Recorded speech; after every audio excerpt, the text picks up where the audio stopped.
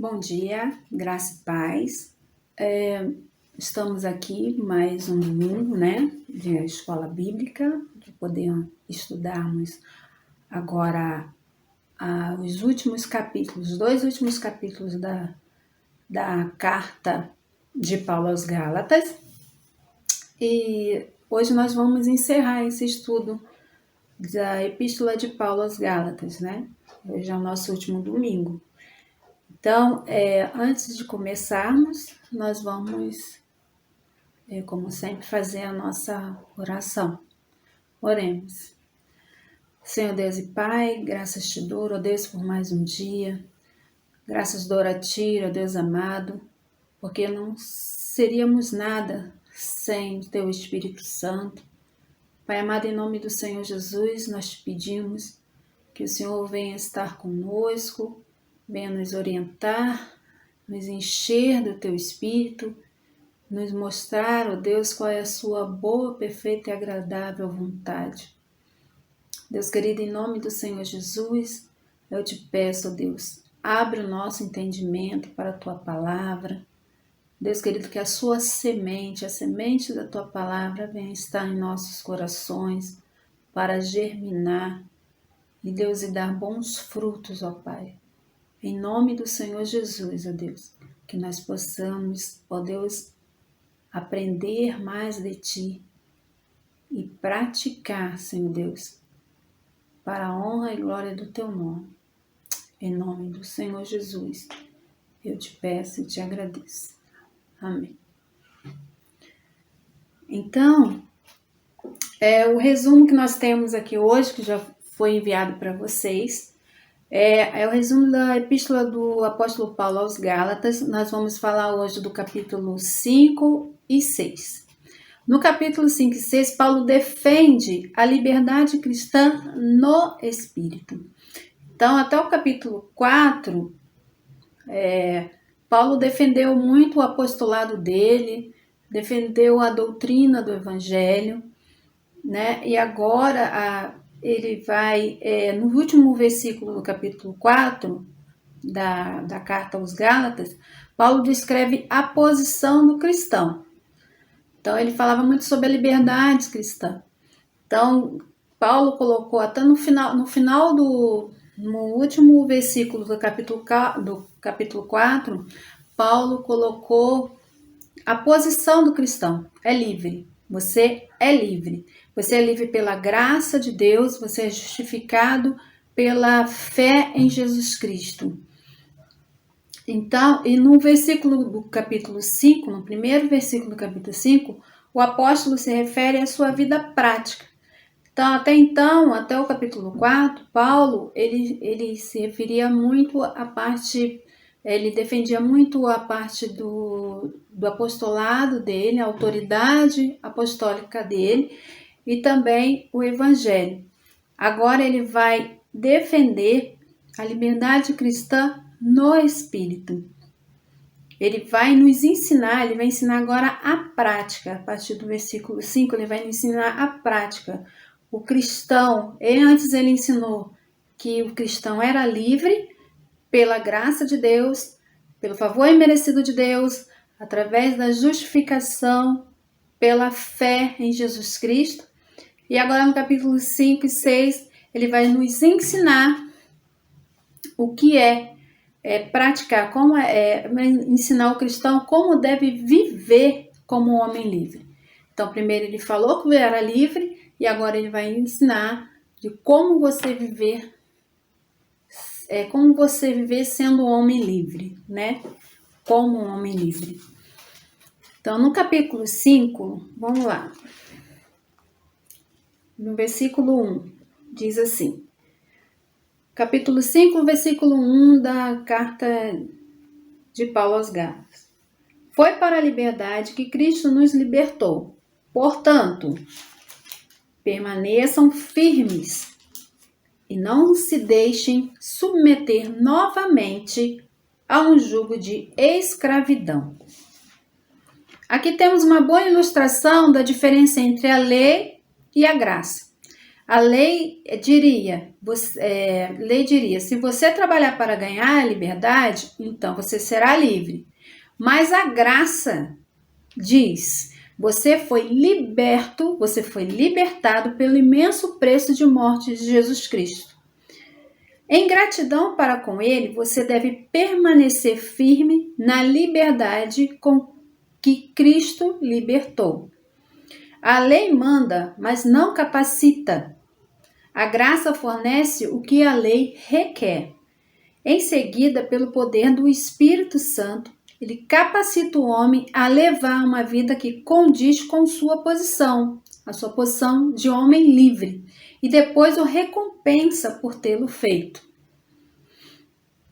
Paulo enfatiza aqui, mais uma vez, que Cristo os libertou para que vivam em liberdade. A liberdade que Paulo fala é primeiramente uma liberdade de consciência. Em suas cartas, geralmente Paulo em suas cartas, ele corrige primeiro a maneira de pensar dos cristãos para depois corrigir a sua maneira de agir. Primeiro ele ensina a sua maneira de pensar, para depois ele ensinar a sua prática. É o que acontece na carta aos Gálatas, né? Então, pois nada vale, pois ele diz também, dessa forma, ele sabe que pois nada vale mudar as práticas sem que aconteça uma transformação do entendimento. Primeiro, você precisa ter uma transformação do seu entendimento para poder praticar. Então, em relação à transformação do entendimento do cristão para poder haver uma transformação na maneira de agir, Paulo cita lá na carta aos Romanos, no capítulo 12, do versículo 2, que diz assim: não se amoldem ao padrão deste mundo, mas transformem-se pela renovação da sua mente, para que sejam capazes de experimentar e comprovar a boa, agradável e perfeita vontade de Deus. Então, não é para se amoldar ao padrão deste mundo, é para permitir uma transformação da sua mente, do seu entendimento com a palavra de Deus, para que você possa comprovar e experimentar a boa vontade de Deus, né? O que Deus tem para nós. Então, vamos voltar lá aos Gálatas, que no versículo 1, Deus propõe, no capítulo 5 do versículo 1, Deus propõe algumas considerações. Paulo propõe algumas considerações. A primeira, Paulo propõe o status da nossa liberdade, ou seja, nós não seremos libertos, pois já fomos libertos. Segundo, ele propõe a fonte da nossa liberdade, que é através da fé em Jesus Cristo, nós somos justificados. Então, a nossa fonte da liberdade é o Senhor Jesus Cristo, é Cristo Jesus. E também fala da possibilidade de não desfrutarmos dessa liberdade. Paulo diz, lá no versículo 1, portanto, permaneçam firmes e não se deixem submeter novamente. Então, isso quer dizer que não fomos nós que conquistamos essa liberdade, mas sim Cristo. E precisamos escolher viver nessa liberdade por Cristo. Precisamos desfrutar daquilo que Cristo nos deu pela sua graça, pelo seu favor imerecido. Cristo morreu por nós. Ou então teríamos outra opção, né? Tem ou essa opção, nós não fomos conquistados, nós não conquistamos a liberdade, mas sim Cristo conquistou por nós, e por isso nós temos que viver essa liberdade em Cristo, pela sua graça, que Ele nos deu pela sua graça. Ou então tem uma outra opção, que está lá no final desse versículo 1, que diz, submeter-se novamente ao jugo de escravidão. Então, o cristão tem a sua opção. Ou você opta por ser livre em Cristo, ou continua na servidão da lei de Moisés. No versículo 2, a carta diz assim, no capítulo 5, versículo 2: Ouçam bem o que eu, Paulo, lhes digo. Caso se lhe deixem circuncisar, Cristo de nada lhes servirá. Vamos ler do versículo 2 ao 6, né? Ouçam bem os que eu, Paulo, lhes digo. Caso se deixe circuncidar, Cristo nada lhe servirá. De novo, declaro a todo homem que se deixa circuncidar, que está obrigado a cumprir toda a lei. Vocês que procuram ser justificados pela lei, separam-se de Cristo, caíram da graça, pois é mediante o Espírito que nós aguardamos pela fé a justiça, que é a nossa esperança. Porque em Cristo Jesus nem circuncisão, nem incircuncisão tem efeito algum, mas sim a fé que atua pelo amor. Então, no versículo 2, o legalismo rouba Cristo de todo o seu valor. Os judaizantes insistiam em que os crentes gentios necessitavam ser circuncidados para serem salvos. Paulo já insistia em que depender da circuncisão significava que Cristo em nada beneficiava. Ou seja, se você depende da circuncisão para ser salvo, para quê? Para quê? Para que motivo? Qual foi a finalidade? Então, não foi em vão o sacrifício de Cristo na cruz. No versículo 3, o legalismo requer ao homem guardar toda a lei. Nesse versículo, Paulo não se refere a alguém que já foi circuncisado antes da sua conversão, mas apenas ao que se circuncidaram com exigência para completar a justificação aos que afirmavam obrigação a guardar a lei a fim de serem aceitos por Deus. Então, o Paulo, ele, aqui no versículo 4, no versículo 3, né? Diz assim: de novo declara a todo homem que se deixe circuncidar que está obrigado a cumprir toda a lei. Ele está falando daquele que achava que mesmo pela graça, mesmo sendo justificado pela fé, através de Jesus Cristo, teria que acrescentar o guardar da lei de Moisés. Então, Paulo não se refere a eles já dizem que eles estão obrigados a cumprir toda a lei. Ele não está falando daqueles cristãos judeus que já eram circuncisados antes da sua conversão, cristãos e gentios, né? Que foram circuncisados antes da sua conversão, mas sim aqueles que aceitaram a Jesus Cristo como Salvador e depois já quis, já quis acrescentar mais alguma coisa no Evangelho. Paulo diz aos Gálatas que se querem a circuncisão, devem também cumprir a lei. E isso significa que não entendem a mensagem do Evangelho. Portanto, não entendem que a salvação é pela graça. Eles queriam ser justificados pelo esforço próprio de ser circuncidado, segundo a lei de Moisés.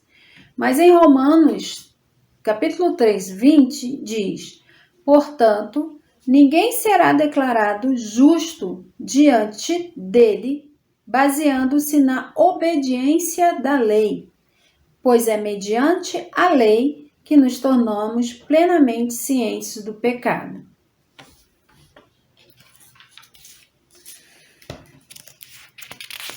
No versículo 5,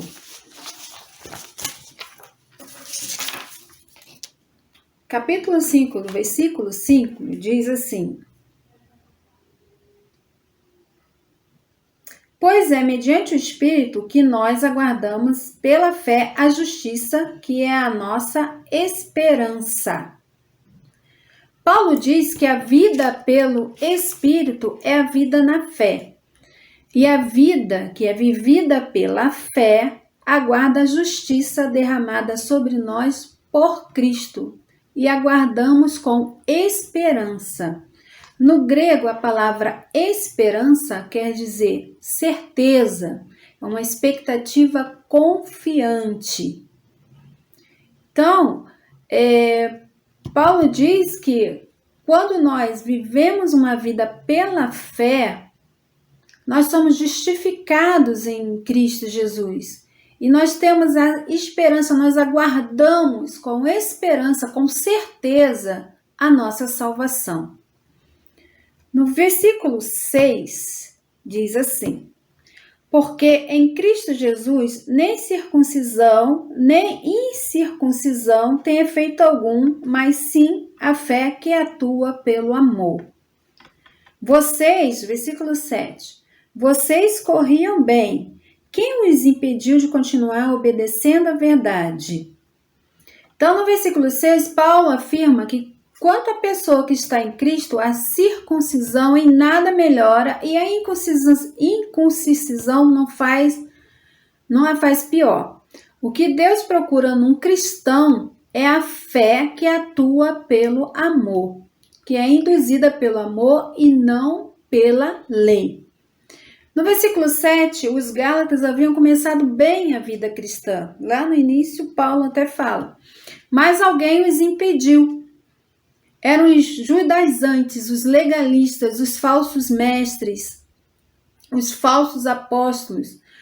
Por aceitar ensinos errôneos, os santos desobedeciam à verdade de Deus. Versículo 8 a 10. Do 8 a 10 diz: tal persuasão não provém daquele que os chama. Um pouco de fermento leveda toda a massa.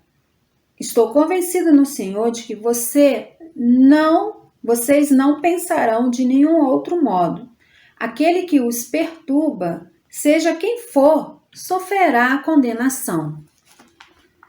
Então, a palavra persuasão aqui significa crença falsa ou doutrina falsa.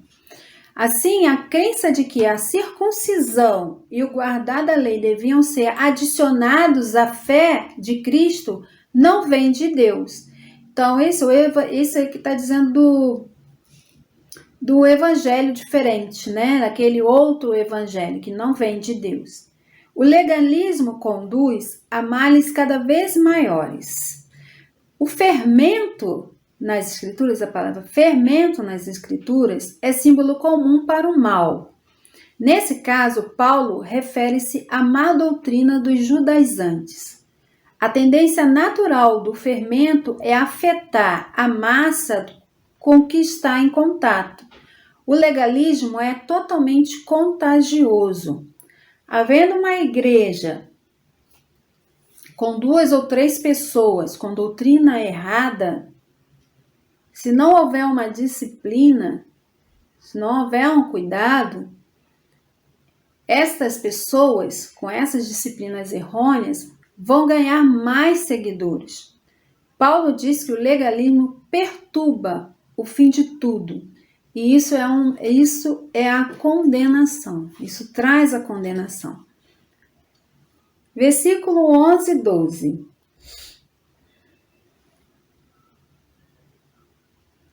Irmãos, se ainda estou pregando a circuncisão, por que continuo sendo perseguido? Nesse caso, o escândalo da cruz foi removido. Quanto a estes que o perturbam, quem dera que se castrassem. Então, Paulo responde à acusação que muitas vezes ele próprio, havia muitas vezes a acusação de que Paulo, ele mesmo próprio, pregava a necessidade da circuncisão. Então, ele está se defendendo aqui. Paulo diz que se isso fosse verdade, ele não continuaria sendo perseguido. pelos judeus, né? Ele não continuaria sendo perseguido se ele estivesse realmente pregando a necessidade da circuncisão, né? Ele não estava sendo perseguido, né? Pois significaria que haveria abandonado a pregação da cruz. Que para os judeus, abandonar a pregação da cruz quer dizer que é um escândalo para os homens. Por quê? Porque afirma que não há nada que o homem pode fazer para ganhar a salvação. Então, para ele, a pregação para muitos, a pregação da cruz que Paulo pregava era considerado um escândalo. É um escândalo por quê? Porque eles achavam que era muito simples esse evangelho. Esse evangelho da graça era muito simples.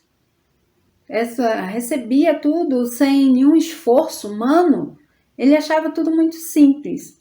Por isso achava que isso era uma pregação que era considerado o escândalo, né? Da cruz, o escândalo da cruz. Mas aí Paulo, depois lá na frente, nos próximos versículos, ele vai mostrar que o evangelho da graça não é tão simples como eles falavam, como eles achavam. Versículo 12.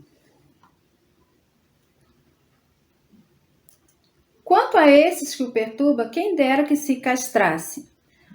Aqui, o desejo do Paulo de que os perturbadores se mutilassem pode ser interpretado como um desejo que eles fossem castrados. Aí fala, que deixassem que a faca fosse usada para torná-los eunucos. Isso, muitos estudiosos falam que Paulo estava se referindo a seitas pagãs, que muitos devotos de uma deusa pagã, eles se mutilavam, eles se tornavam eunucos. Então, se quer fazer algo desse tipo, por que não faça logo? Por que não vira logo pagão? Né? Por que não vai seguir logo essa deusa pagã? Não vai seguir essas seitas, né? Que não vão se mutilar, já que vocês querem tanto a circuncisão. Mas tem outros estudiosos que também preferem que essas palavras fossem tomadas em sentido figurativo, como se Paulo desejasse que os falsos mestres fossem extirpados completamente do meio dos Gálatas. Em todas as épocas, o evangelho da graça foi acusado de deixar que as pessoas vivessem como quisessem. Ou seja, a liberdade cristã, você é livre, então você pode viver de qualquer maneira. Muitas pessoas dizem, se a salvação é somente pela graça, então não pode haver depois nenhum controle sobre o comportamento das pessoas. É aí que o apóstolo Paulo, mostra que a liberdade cristã não significa licença para pecar. O padrão do crente é a vida do Senhor Jesus. O amor por Cristo o faz odiar o pecado e a amar a santidade. O cristão está livre da lei, mas não está sem lei. Versículo 13, nós podemos ler do versículo 13 ao 15. Capítulo 5, versículo 13 ao 15. Irmãos, vocês foram chamados para a liberdade, mas não usem a liberdade para dar ocasião à vontade da carne. Ao contrário, sirvam uns aos outros mediante o amor. Toda a lei se resume num só mandamento: ame o seu próximo como a si mesmo. Mas, se vocês se mordem e se devoram uns aos outros, cuidado para não se destruírem mutuamente. Paulo usa a expressão carne no versículo 13. Paulo usa a expressão carne para a natureza pecaminosa do homem. É a inclinação para desobedecer a Deus, a tendência da natureza caída do ser humano de ser egocêntrico e fazer a sua vontade desconsiderando totalmente a vontade de Deus. Carne é a natureza caída do homem, que milita contra o espírito, que impulsiona todos os nossos desejos de modo contrário àquilo que é a vontade de Deus. Paulo fala disso quando escreve a carta aos Romanos, no capítulo 7, do versículo 18 ao 20. Vamos lá ver? Romanos capítulo 7, versículo 18 ao 20. Sei, capítulo 7 da carta aos Romanos, no versículo 18. Sei que nada de bom habita em mim, isto é, em minha carne, porque tenho o desejo de fazer o que é bom, mas não consigo realizá-lo. Pois o que faço não é bem que desejo, mas o mal que não quero fazer, esse eu continuo fazendo.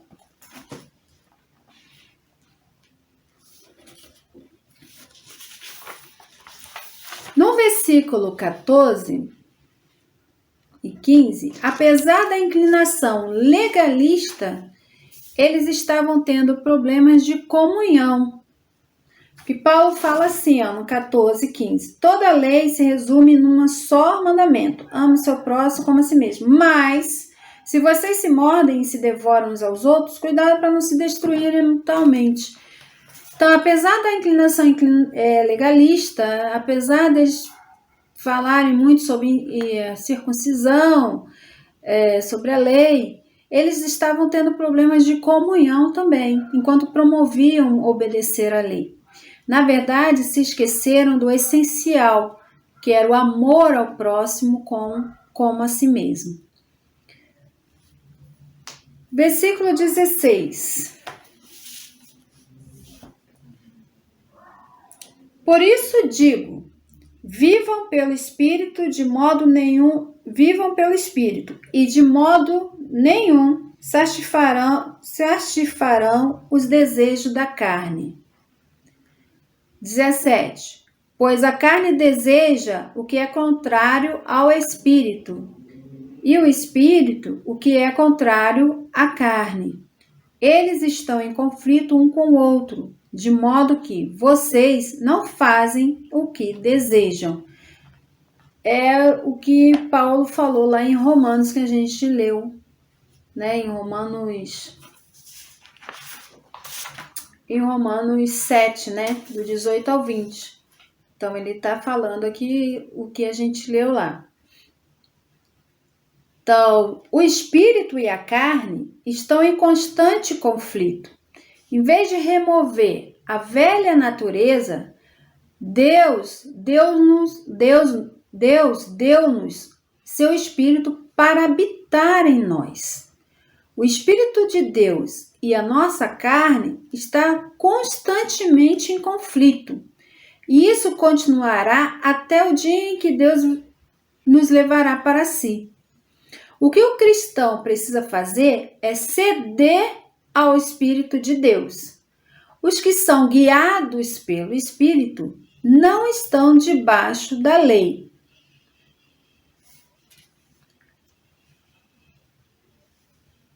O texto do versículo 21 a 20, do versículo 19 a 21, o texto prossegue com Paulo mostrando o que é a manifestação da carne. Paulo faz uma lista de pecados para que possamos compreender qual o resultado de uma vida que não é guiada pelo Espírito Santo de Deus. Então vamos lá em capítulo 5, do versículo 19 ao 21, que fala sobre as obras da carne. Versículo 19. Ora, as obras da carne são manifestas: imoralidade sexual, impureza e libertinagem, idolatria e feitiçaria, ódio, discórdia, ciúmes, ira, egoísmo, dissensões, facções e inveja, embriaguez, orgias e coisas semelhantes. Eu os advirto como antes já os adverti. Aqueles que praticam essas coisas não herdarão o reino de Deus. O texto, as obras da carne são divididas, então aqui Paulo falou das obras da carne. Então elas são divididas, a maioria dos estudiosos, elas dividem essas obras da carne em 4 categorias desses pecados. São os pecados sexuais, que nos afetam, nos degradam como seres humanos. Os religiosos, que afetam não apenas a relação com nós mesmos, mas a degradação ética e moral do ser humano, mas também a nossa relação com Deus. Pecados interpessoais, que afetam nossa relação com o próximo. E os pecados sociais, que afetam a nossa relação com o mundo. Os pecados sexuais, está no versículo 19, pecados sexuais são imoralidade sexual, que diz respeito a todo tipo de relações sexuais ilícitas.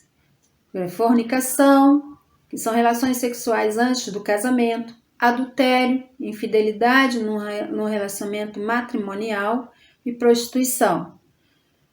O outro pecado sexual, impureza, a imundícia moral, é exatamente o que é o contrário da santidade. Tudo que é impuro é contrário tudo do que é santo. Um outro pecado sexual, libertinagem, é um comportamento vergonhoso, é falta de autodomínio. Temos também, no versículo 20, está falando dos pecados religiosos. Pecados religiosos, nós temos a idolatria, que é a adoração de falsos deuses, adoração de imagens.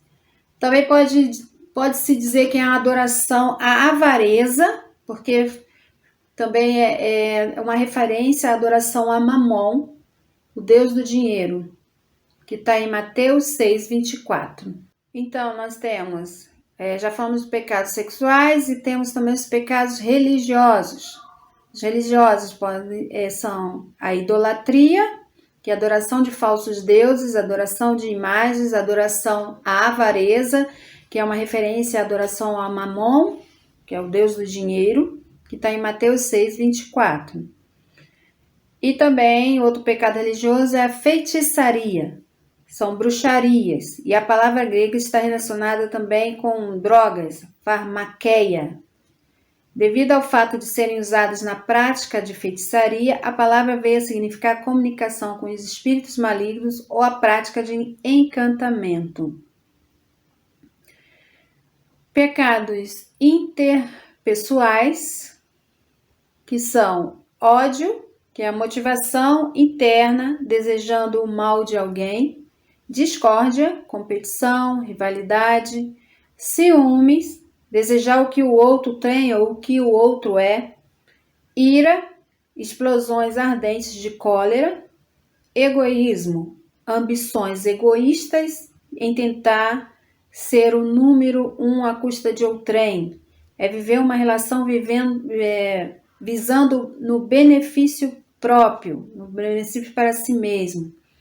Dissensões, divisões causadas por desentendimentos, facções, seitas formadas pelas opiniões de homens obstinados e inveja, sentimento de desgosto pelo sucesso ou prosperidade alheia.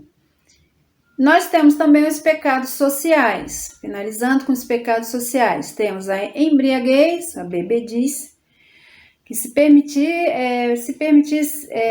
ser alterado por substância alcoólica. E a glutonaria, comer demais, ou também pode fazer referência à participação de orgias, reuniões desenfreadas em que se busca diversão, acompanhadas de bebedice. No versículo 21, quando Paulo termina de citar as obras da carne, ele adverte: eu os advirto como antes já os advertis.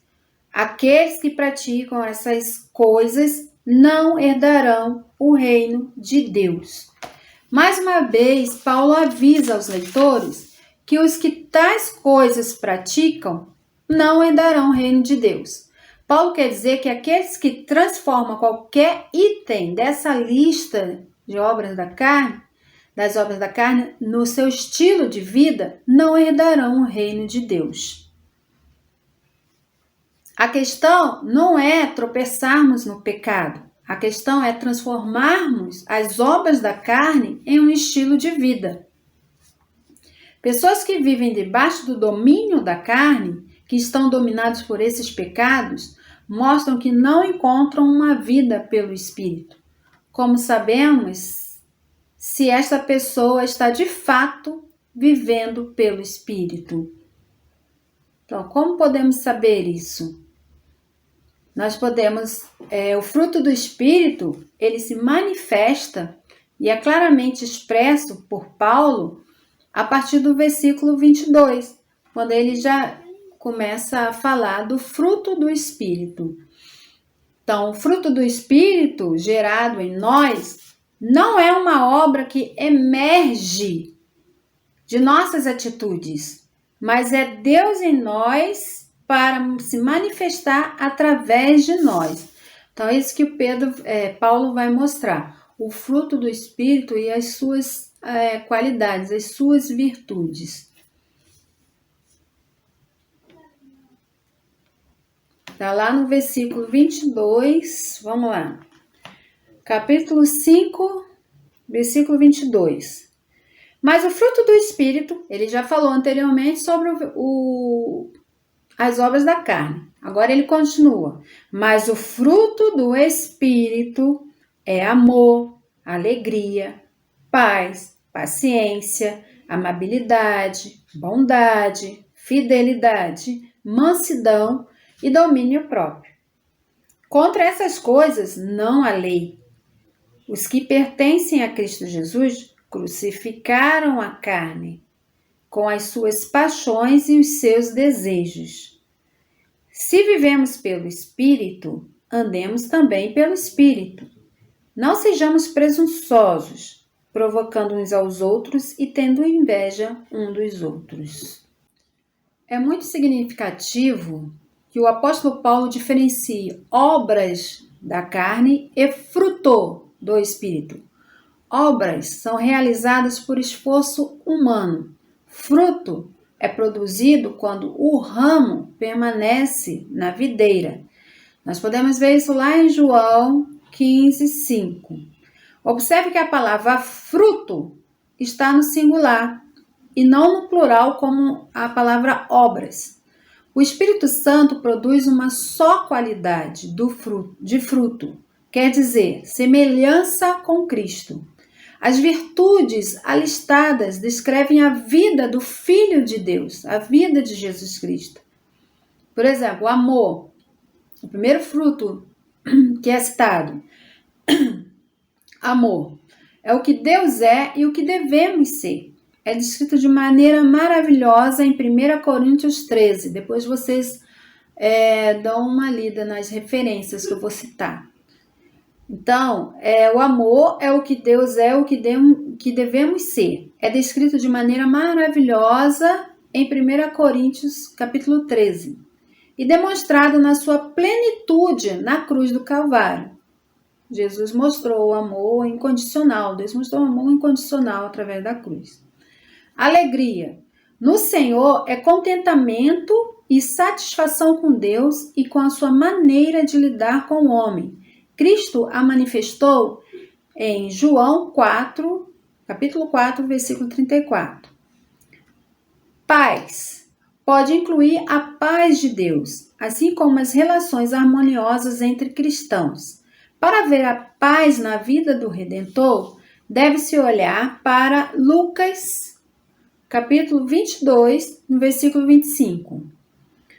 Paciência é a longanimidade diante das aflições, irritações e perseguições. O exemplo supremo disso se encontra em Lucas, capítulo 23, 34. Amabilidade é carinho, talvez melhor ilustração na atitude do Senhor para as criancinhas, em Marcos, capítulo 10, versículo 14. Bondade É a doçura mostrada aos outros. Está em Lucas 10, 30 a 35. Fidelidade pode significar confiança em Deus e nos amigos. Mansidão é tomar um lugar humilde, como Jesus fez quando lavou os pés dos discípulos. Está em João, capítulo 13, versículos de 1 a 7. Domínio próprio, finalizando, o domínio próprio significa controlar a si mesmo e principalmente com respeito ao sexo. Nossa vida deve ser disciplinada. Luxúria, paixões, apetites e mau gênio devem ser governados. Devemos praticar a moderação. Paulo termina a lista com este comentário: contra estas coisas não há lei. Essas virtudes são agradáveis a Deus, benéficas aos outros e boas para nós. Esse fruto é produzido quando os cristãos vivem em comunhão com o Senhor. Como o ramo recebe da videira vida e nutrição, assim também nós cristãos em Cristo, aqueles que estão em Cristo, recebem toda a sua força da verdadeira vide, a videira verdadeira, que é Jesus Cristo. E assim ele é capaz de viver uma vida frutífera para Deus. Então, quando estamos ligados à videira verdadeira, nós damos bons frutos, nós nos tornamos frutíferos, nós damos frutos para a eternidade. Versículo 24 a 26.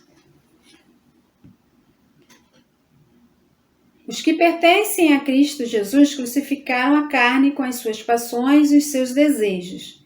Se vivemos pelo Espírito, andemos também pelo Espírito. Não sejamos presunçosos, provocando uns aos outros e tendo inveja uns dos outros. Paulo nos exorta dizendo que se estamos em Cristo, nossa carne está crucificada. O que significa que aqueles que estão em Cristo Jesus têm a conversão perfeita pelo Espírito. Tem a obra de Deus que nos dá poder de lutar contra a carne. Ou seja, se vivemos pelo Espírito, se a vida que temos vem do Espírito, nós devemos andar no Espírito. No versículo 26, esse versículo 26, não sejamos presunçosos, provocando uns aos outros e tendo inveja um dos outros. Tem 3 atitudes, Paulo fala que tem 3 atitudes que devemos evitar. A vanglória, que muitas vezes os que vivem sob lei vangloriam-se do que conseguiram fazer e escarnecem dos que não atingiram as mesmas normas. Isso não convém a um pecador pela graça de Deus. A provocação, provocar ou desafiar outros a viver segundo o nosso ponto de vista pessoal, é uma negação da vida de quem está cheio do Espírito Santo. E inveja, ressente o sucesso, o talento, as posses ou a beleza do outro. O verdadeiro cristão deve conquistar os outros, considerar os outros superiores a ele mesmo. Quem guardar a lei deseja a glória falsa. Chegamos ao último capítulo da Epístola de Paulo aos Gálatas, no capítulo 6. Vamos ler o versículo 1. Capítulo 6, versículo 1. Irmãos, se alguém for surpreendido em algum pecado, vocês que são espirituais deverão restaurá-lo com mansidão. Cuidem-se, porém, cada um para que também não seja tentado. Aqui temos uma afirmação de como os cristãos devem proceder com um crente que pecou. Ser surpreendido em alguma falta descreve alguém que cometeu um pecado e não alguém que vive habitualmente no pecado. Todos nós pecamos. Todos nós podemos cair em pecado. Mas não quer dizer que vivemos habitualmente no pecado. Tal pessoa deve ser tratada por cristãos espirituais. Uma pessoa espiritual não se gabará de ser espiritual, mas terá o coração tenro de um pastor, o que a levará a desejar, a ajudar, a restaurar esse transgressor. Não atuará com um espírito de superioridade, mas com mansidão, lembrando também que ela pode ser tentada. Todos nós podemos ser tentados. Isso aqui Paulo nos mostra que não devemos ver o pecado do outro. Ao contrário, nós devemos com mansidão, com amor, tentar ajudar a restaurar esse transgressor. Porque nós estamos sujeitos a tentações, estamos sujeitos a pecar. Versículo 2. Levem os fardos pesados uns dos outros, e assim cumpram a lei de Cristo. Se alguém se considera alguma coisa não sendo nada, engana-se a si mesmo. Esse é o versículo 3. Cada um examine os próprios atos. Versículo 4. Então poderá orgulhar-se de si mesmo, sem se comparar com ninguém. 5. Pois cada um deverá levar a própria carga. Coloca o Daniel para o quê? O que está sendo instruído na palavra, partilhe todas as coisas boas com aquele que o instrui. 7. Não se deixem enganar. De Deus não se zomba, pois o que o homem semear, isso também colherá. Quem semeia a sua carne, da carne colherá destruição. Mas quem semeia para o Espírito, do Espírito colherá a vida eterna. E não nos cansemos de fazer o bem, pois no tempo próprio colheremos, e não desanimarmos. Portanto, enquanto temos oportunidade, façamos bem a todos, especialmente aos da família da fé. No versículo 2, levem os fardos pesados uns dos outros, e assim cumpram a lei de Cristo.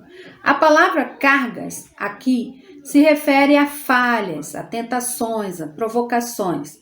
Em vez de se afastar e criticar, devemos ir ao irmão em dificuldade ou angústia para ajudá-lo no que for necessário, que seja possível. A lei de Moisés prometia vida em troca de obediência e não deu força para obedecer. Em contrapartida, a lei de Cristo carinhosamente instrui aquele que tem vida. Os crentes são capacitados para guardar seus preceitos pelo poder do Espírito Santo. E a sua motivação é o amor em Cristo, o amor a Cristo. Do versículo 3 ao 5, se alguém se considera alguma coisa não sendo nada, engana-se a si mesmo. Cada um examine os próprios atos e então poderão orgulhar-se de si mesmo, sem se comparar com ninguém, pois cada um deverá levar a própria carga. Paulo questiona a postura das pessoas que se sentem superiores. Nos sentimos superiores principalmente quando procuramos fazer comparações com outra pessoa que nos parece de alguma forma em desvantagem conosco. No versículo 5, tem algo que é interessante. No versículo 2, por exemplo, Paulo ensina que devemos compartilhar tristezas, sofrimentos e problemas que a vida nos possa apresentar, ou seja, que temos que carregar os fardos um dos outros. Já no versículo 5, a ideia é que cada um de nós terá de levar o seu próprio fardo de responsabilidade perante o trono do julgamento de Cristo. Então, isso quer dizer que cada um terá que levar o seu próprio fardo, da ideia de que ninguém deve orgulhar-se de si mesmo. Ninguém deve se comparar com os outros. Cada um deve examinar os seus próprios atos. Ou seja, cada um deve cuidar de sua própria vida, com responsabilidade de si mesmo. Versículo 6. Vamos lá. O que está sendo instruído na palavra, partilhe todas as coisas boas com aquele que o instrui.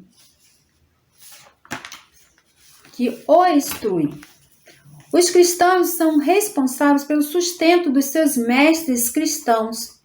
Ser participante de todas as coisas boas significa partilhar com eles, com respeito às coisas materiais dessa vida e também apoiá-los por meio de oração e zelo. Então, isso quer dizer que a pessoa que recebe as bênçãos espirituais também deve procurar abençoar aquele que abençoou você, né? Que te instruiu. Os mestres, né? Do versículo 7 ao 10. Não se deixem enganar. De Deus não se zomba, pois o que o homem semear, isso também colherá. Quem semeia para a sua carne, da carne colherá destruição. Mas quem semeia para o Espírito, do Espírito colherá a vida eterna.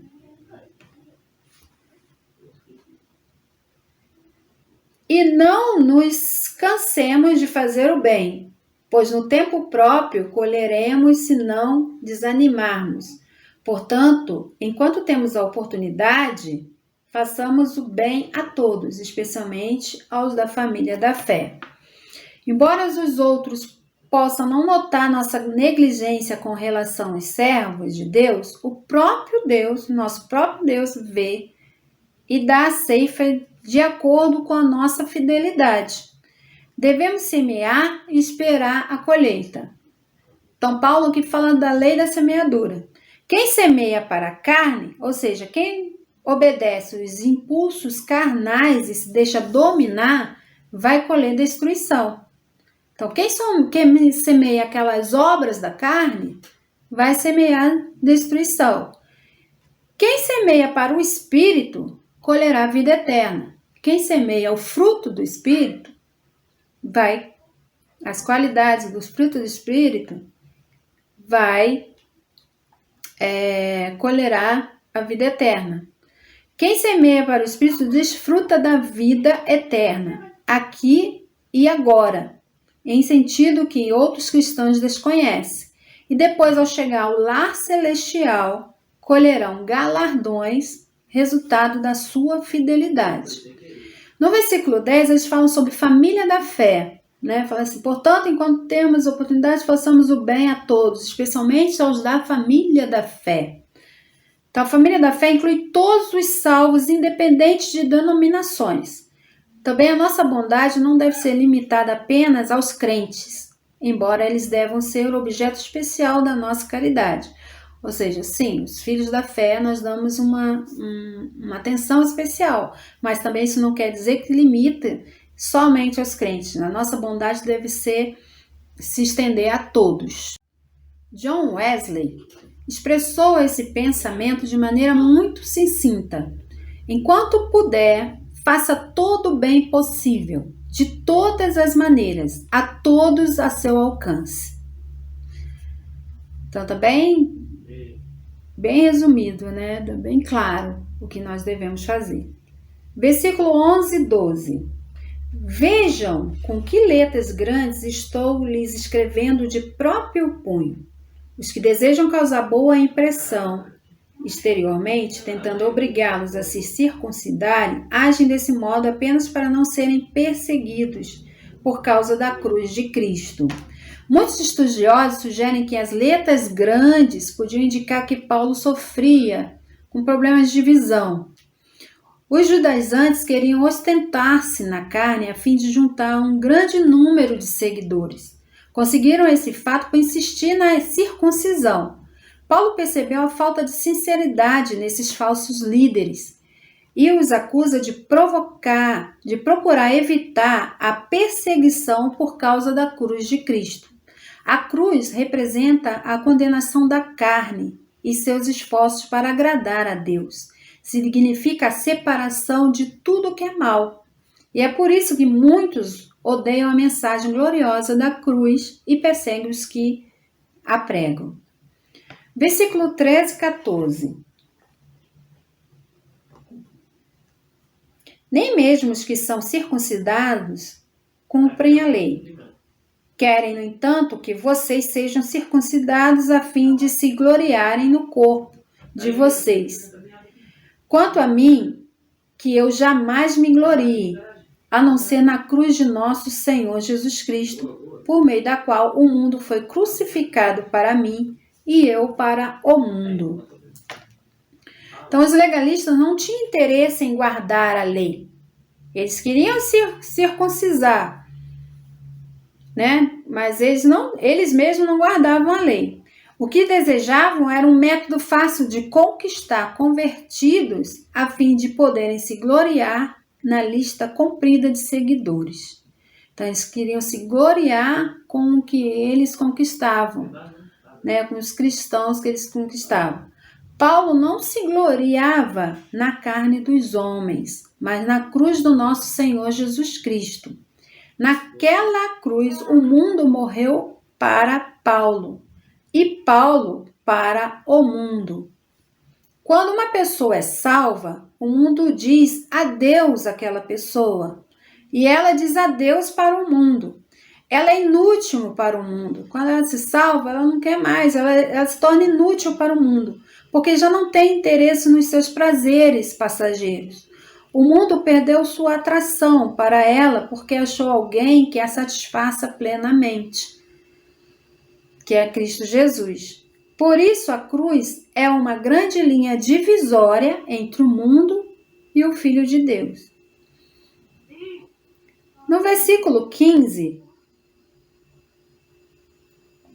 circuncisão era o alicerce do judaísmo. Paulo logo põe isso de lado, pois nem a circuncisão é coisa alguma, nem o rito, nem o judaísmo, nem o legalismo valem. Então Paulo adiciona, nem a incircuncisão. O que de fato tem valor perante Deus é ser uma nova criatura. Então, independente de ser circuncidado ou não, o que vale perante Deus é você se tornar uma nova criatura em Cristo Jesus. No versículo 16, vamos ler agora do 16 ao 18. Paz e misericórdia estejam sobre todos os que andam conforme essa regra, e também sobre o Israel de Deus. Sem mais, que ninguém me perturbe, pois trago em meu corpo as marcas de Cristo. Irmãos, que a graça do nosso Senhor Jesus Cristo seja com o espírito de vocês. Amém. Então, Paulo pronuncia paz e misericórdia no versículo 16 sobre os da nova criação e sobre todo o Israel de Deus. Muitos pensam que essa expressão sobre todo o Israel de Deus, muitos pensam que seja uma referência à igreja, mas o Israel de Deus é constituído de todos os judeus por nascimento que aceitam o Senhor Jesus como o Messias.